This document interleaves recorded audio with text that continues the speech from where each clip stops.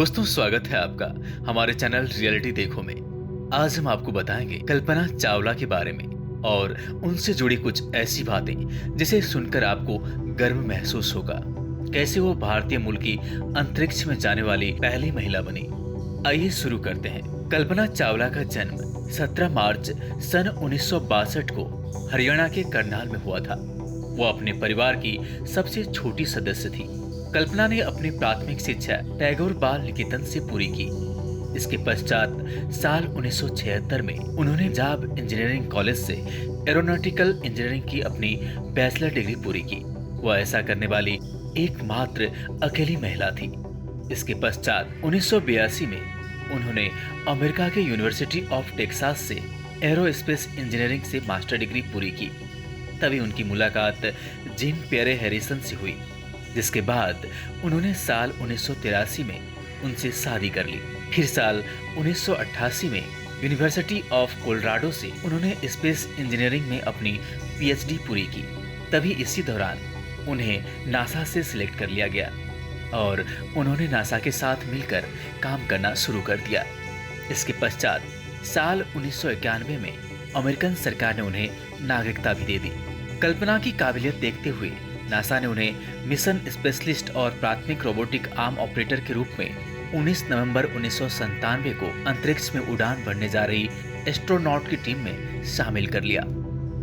19 नवंबर 1997 में अमेरिका के कोलंबिया से कल्पना चावला ने अंतरिक्ष के लिए अपनी पहली उड़ान भरी।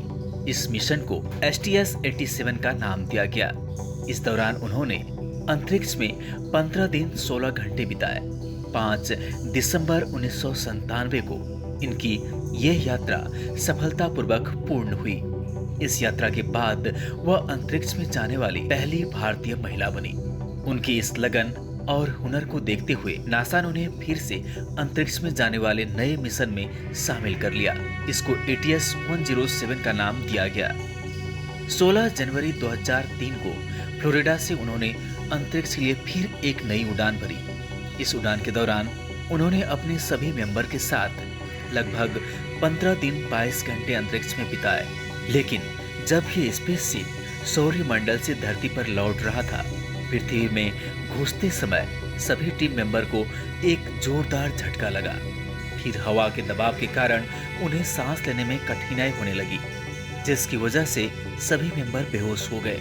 जैसे ही यह स्पेसशिप धरती के ऑर्बिट में प्रवेश किया तो वायुमंडल में अलग अलग गैस और हवा के दबाव के कारण उन सभी को ऑक्सीजन की कमी होने लगी। इससे पहले उन्हें कुछ समझ में आता, तभी सभी टीम मेंबर की दर्दनाक मृत्यु हो गई।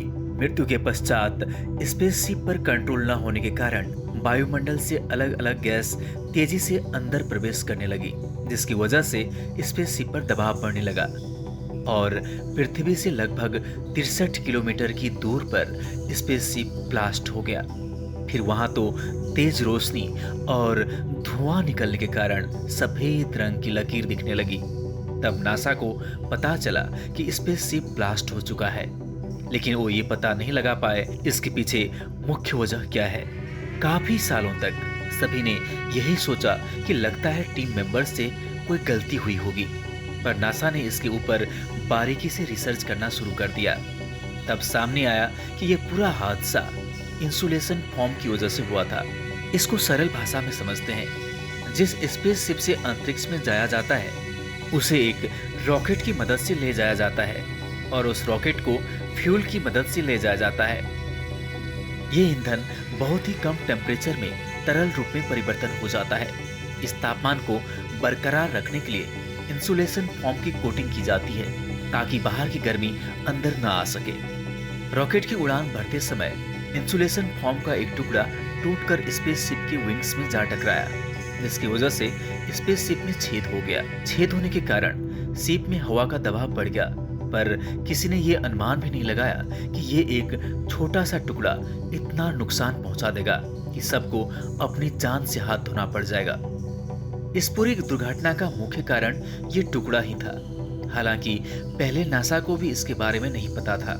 नासा ने इस पूरी घटना को जब बारीकी से चेक किया तब उसको पता चला कि महज एक छोटे से टुकड़े की वजह से उनके साइंटिस्ट को अपनी जान गंवानी पड़ी।